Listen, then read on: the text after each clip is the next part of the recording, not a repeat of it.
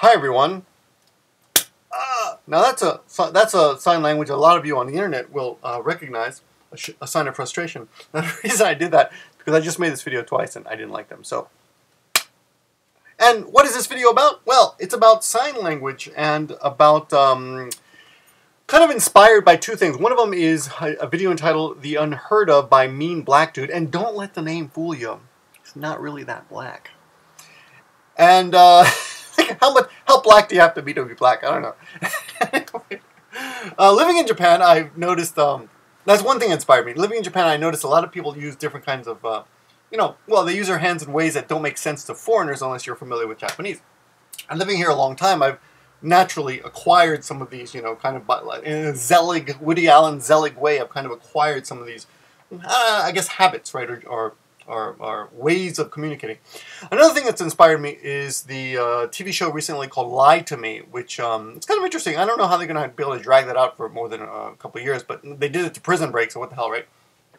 But anyway, so what I thought today is is show you how some things are done here in Japan, right? I'm going to go over them here. Okay, so let's say you're in front of a crowd. A lot of people here. Let's say this this area of the little can you see that Homer and the dolls and crap. They're here, and you want to cross in front of them. It's considered very rude to cross in front of someone in Japan. So what you have to do is put your hand in front and do this and say "mae o." Mae means in front. "Mae o shitsureishimasu." Now that's what you say, but this gesture alone is often enough, and often what people do when they're crossing in front of you. It's considered very rude to cross in front of someone. So if you're going to cross someone in Japan, you have to do this. If you're going to cross in front of someone, and it kind of looks like you're, looking for a handshake, but not. Right, that's one thing, of course. The other thing, of course, all Japanese do is bow. And they say, no matter how long you've lived in Japan, you'll never quite get the bow properly. But I think I'm doing a pretty good job. I don't know. If there's any Japanese people there, you can tell me. Right? And sometimes when people are saying goodbye at the end of the day, you'll see them bow again and again and again. To cars as people get into cars and drive away. I'll have to get that on film sometime. But let's see, other things in Japan that are kind of unique to the Japanese language is the way people say hello. People say, identify themselves. Why did I say hello? Well, when you're talking to someone, even if I ask you a question and we're the only ones in the room, and I'm Japanese, imagine I'm Japanese, okay? I will point to my nose to indicate, to kind of ask you a question like, are you talking to me? Are you talking to me? Me, right? Or when you're referring to yourself, you just point at your nose. Me. Another thing we do in Japan when we talk about money, right? In America, we'll do this signal, but in Japan, you do this. You do this. Now, I read somewhere that when Nixon went to, I think it was Nixon, when he went to, or maybe Bush, anyway, when he went to Brazil, he did this, and apparently in Brazil, this means I like it in the butt, right? So this apparently is a physical representation of your anus, and if you do this, it means, so don't do this in Brazil because it means you're welcoming some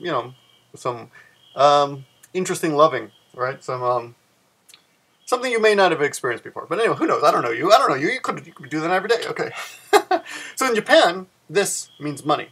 So money. Not this, but just this. Money, right? Okay. If you've been watching That Japanese Girl, you may also have picked up this symbol or gesture, which means girlfriend, and that's boyfriend, my girlfriend, right? If you're bisexual, you could be doing this. Ooh, yeah, I'm gay and bisexual and heterosexual. Everything. Okay. What else? Okay, so let's go back. Me, right? Oh, when you're confused, you scratch your head and tilt your head a little bit and scratch your neck like this, or scratch the back of your head. I'm befuddled. I don't know what to say. These are all ways to how to fake acting Japanese, right? So let's see what else we got here. Oh, of course, in America we have this for fuck you. In old Japan, I think this means fuck you too. But like young people don't seem to understand what this means, but old people seem to get offended. Of course, in Italy we have this.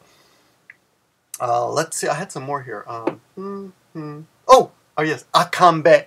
Akambe is when you put your finger here and pull down your eye a little bit and go, and you say, and this kind of, it's kind of an insult that you could do for children. Like, you know how America go, right? In Japan it's, and that's called akanbe.